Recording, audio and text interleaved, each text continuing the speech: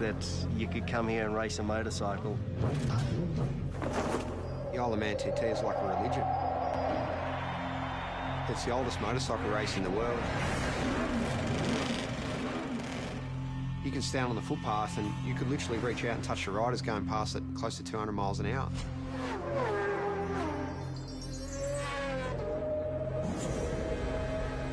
The houses are passing you so quick, sometimes it feels like you're inside a video game.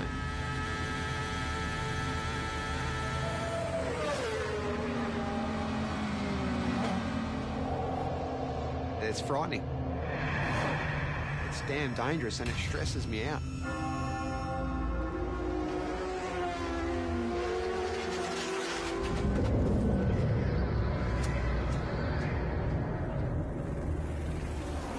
Unless I'm very much mistaken, Mark, this is the greatest motorsport event in the world.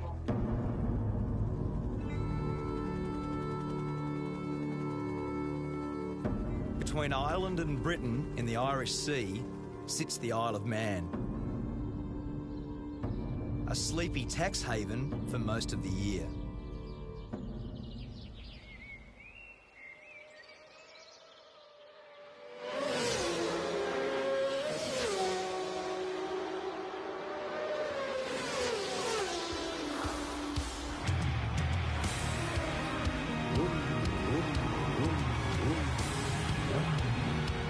I've come here to witness the most dangerous road race on Earth.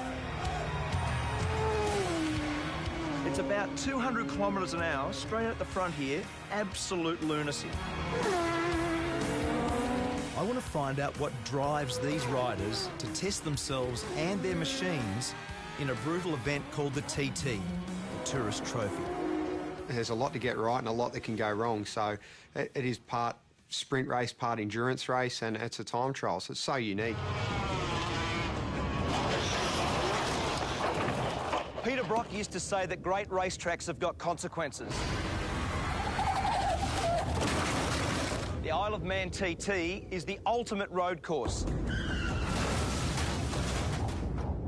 It's the fastest, wildest and most dangerous racetrack I've ever seen. And for the riders that compete here, there is absolutely no room for error.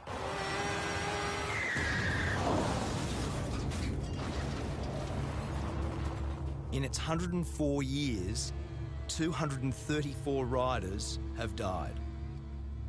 It says on the back of your pass that motor racing is dangerous. This is dead set dangerous, isn't it? It is. It really is. It's frightening. Aussie rider Cameron Donald is one of over 200 starters this year. And when you add the fans, it's like an invasion. With Cameron is his girlfriend Karen, herself a keen motorcyclist. They've been planning for the race all year. So is this normal nervous start tension? Kind of is. Normally this is done the night before. Is it? A late night last night, obviously. Usually we like to have this done the night before, everything, but by the time we finish, like 11 o'clock, it's just like, let's get out of here and worry about it tomorrow. So what's Karen's job in this world? Keep me calm. We were born without time, nameless in the arms. Cameron grew up in Warrandyte in Victoria. It was his dad, Ken, who introduced him to the thrill of the two-wheeler. Lots of bike photos, not many other ones. No, we had consumed a fair bit of time, didn't it? It did. It took up a lot of time. From a young age, Cameron began winning and winning. I remember Mum actually saying to me, you know, you can't, when you're going to buy or build a house, you can't live in a motorbike. I remember saying to her, yeah, Mum, you can't race a house. So I think then she just pretty much gave up. The TT is held over a fortnight. 1 week for practice, 1 week for racing, 7 races in all. And in between, the public can go flat out, no speed limit on the Island Road course. Everyone that races here knows the dangers and they accept them and they do their best to ride accordingly. But I think it's sad in this world that we're all so wrapped in cotton wool these days, and there's so few opportunities to do anything dangerous. For Cameron, a plumber when he's not racing, there's no event bigger than this. Riders set off at 10-second intervals. It's all about the fastest lap of the island, and that's what makes it so pure and so dangerous.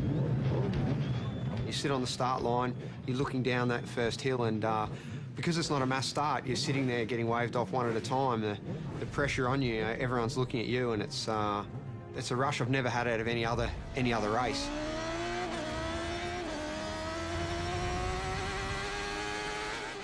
There's just so few events in the world where we can do such a thing, you know, where you can close off a road and race a motorbike around it. It's such a beautiful thing. 61 kilometres of public roads. Over 200 corners to be negotiated. Top speed, 330 kilometres an hour. This isn't a track. This is a country road. Like, let's not get this wrong. And it's fast. My friend and 5-times world champion Mick Doohan has come here for the first time. Sort of madness, you know. He's not racing, but on the parade lap, he got a taste of what it's like. First reaction, as soon as you saw the place, looked around, what was your first reaction? Yeah, I didn't need to come here to have that reaction. It's just, you know, as I say, it really, you know, it is absolutely just beyond your wildest dreams to think that you could come here and race a motorcycle. The race has always had its critics, but from the start, its danger was its attraction. Back then, racing was banned in England, and the island was the only place where there were no speed limits. The TT was born. The voice of motorsport, Murray Walker. You've got a great history here, haven't you? You've been how many years? First of all, let me say it's great to see a great Australian at a great race. Thanks. To answer your question, Mark, I first came here in 1925. I was born in 1923. My father won here. I don't know how many times I've been here. Many, many, many times. In his 88 years, Murray Walker has seen some very good riders. And impressing him this year is our Aussie rider, Cameron. He's got a good bike, he's got some good backing, and he's still got the most important race of the week to come. So maybe, hopefully, he'll get it done. Each time Cameron sets out is an exercise in courage.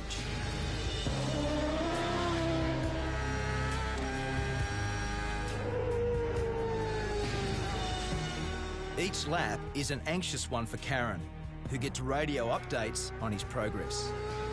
I see the worry in her face before I head out for a race, and sometimes I feel a little bit guilty for putting people close to me through that stress.